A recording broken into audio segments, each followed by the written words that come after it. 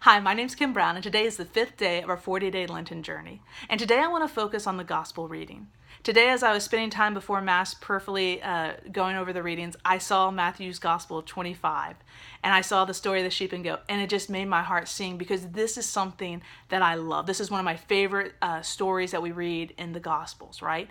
And it's an important thing for each of us to recognize. This is not a recommendation by Jesus Christ. These are instructions of what we are to do. He says he's going to separate people by sheep and goats. The sheep are those people that have done what he wants us to do, and when he has served the people, we have served them as if we were serving Jesus Christ. And he says the goats are the people that chose not to serve those people. And by them choosing not to serve those people, they haven't served him, right?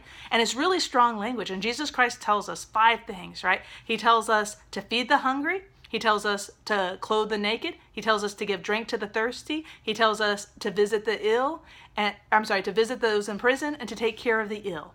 And so Jesus Christ tells us to do these things. And he tells us to do it as if we are doing it for him. So what we each should do this Lenten season is spend some time prayerfully discerning who is God calling me to love, right? Just the other day, I had God give me a lightning bolt moment. My friend had brought me a blueberry muffin from one of my favorite places to get a blueberry muffin. It was Friday. So I decided to offer it up. I wasn't going to eat that blueberry muffin that day, even though I wanted to. And I was going to delay gratify and eat it Saturday morning for breakfast. And I was looking forward to having it on Saturday morning for breakfast. And as I'm leaving about 10 minutes later, I see a gentleman with a sign asking for food. Anything would help. And I had to make a decision. Do I share this muffin with this gentleman or do I keep it for myself? Right? We have to make these decisions. And so after I had shared that muffin, it felt really good. And I remember how I used to keep peanut butter crackers in my car all the time. So that if I came across somebody that needed food and I just didn't happen to have, new food in my car, I'd have peanut butter crackers because they would last. And so I made the conviction. So the other night when I went to the store, I picked up a pack of peanut butter crackers that I could keep in the car so that when I do come across somebody that is hungry, I'm able to share from what God has given me. Right? And so I made that decision. So what is it that God is inviting you to do this Lenten season? One of the sisters that I have come to know and be friends with in one of the religious communities, she grew up in Dallas and they lived in the city part, and she said that her family was known for helping people. And so all hours people would come to their door, knock on their door, seeking food or seeking help. And the kids were raised with the mentality that that was Jesus Christ knocking on their door. And so as children, they would race to the door, or they would race to make the sandwich, or they would race to put the rice and the beans in a bowl for the person that was needing help because that was Jesus Christ. Imagine if we as adults did that, right? There wouldn't be anybody in the world that was hungry. There would be clean drinking water for every single person in this world, right? So I would invite you, there would be nobody that's sick and feeling alone either at their hospital or their house.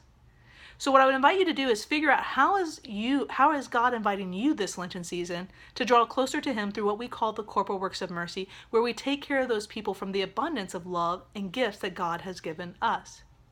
One of the things I'll leave you with is something that Bishop Farrell said when he was the bishop, now Cardinal Farrell, but what he said when he was the bishop of the Dallas diocese. An outbreak had happened and people were really scared because it was something that would be deadly.